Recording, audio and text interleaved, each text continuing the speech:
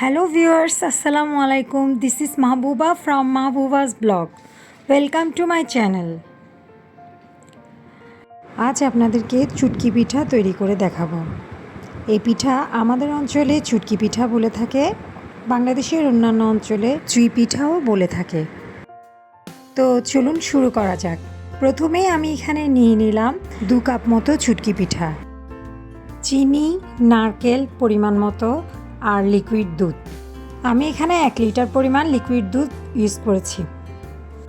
প্রথমে একটা প্যানে 4 কাপ পরিমাণ পানি দিয়ে ভালোভাবে বলক উঠলে চুটকি পিঠাগুলো দিয়ে দিলাম।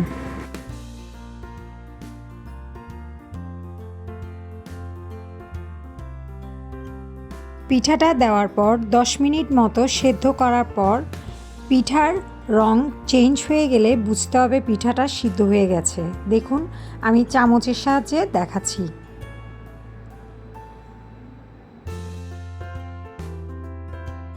এবার পিঠাগুলো একটা স্ট্রেনারে ঢেলে দিলাম।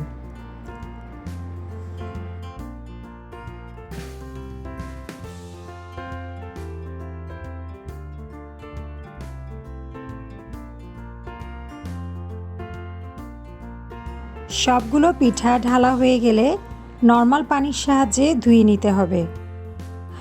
নর্মাল পানি দিয়ে 2-3 বার ভালোভাবে ধুয়ে নিতে হবে, নয়তো আঠালো ভাবটা যাবে না।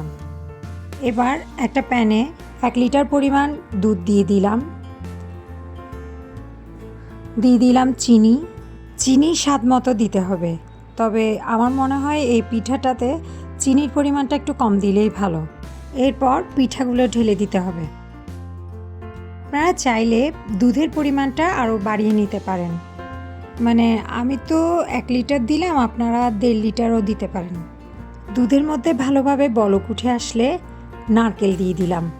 পিঠা যখন ঠান্ডা হয়ে আসবে তখন দুধটা পুরোপুরি শুষে নেয়। এই জন্যই এইখানে 1 লিটারের জায়গায় আপনারা চাইলে 1.5 লিটার পরিমাণ দুধও ব্যবহার করতে পারেন। দিয়ে দিলাম 3টা ফাটানো এলাচ। এবার দুধে ভালোভাবে বলক এসে গেলে সব শেষে 1 চামচ পরিমাণ ঘি মিক্স করে দেব। এই তো রেডি হয়ে গেল আমার আজকের রেসিপি।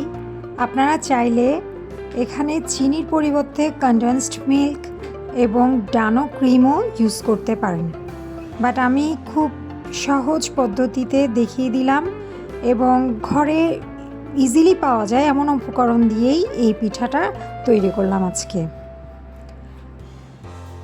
সবশেষে কিছু নারকেল এবং বাদাম দিয়ে ডেকোরেশন করে দিলাম। ভিউয়ার্স, আপনারা যদি আমার এই রেসিপি দেখে বাসায় তৈরি করে থাকেন তাহলে অবশ্যই কমেন্টে জানাবেন। আর লাইক, শেয়ার এবং সাবস্ক্রাইব করে অবশ্যই আমার পাশে থাকবেন। ধন্যবাদ।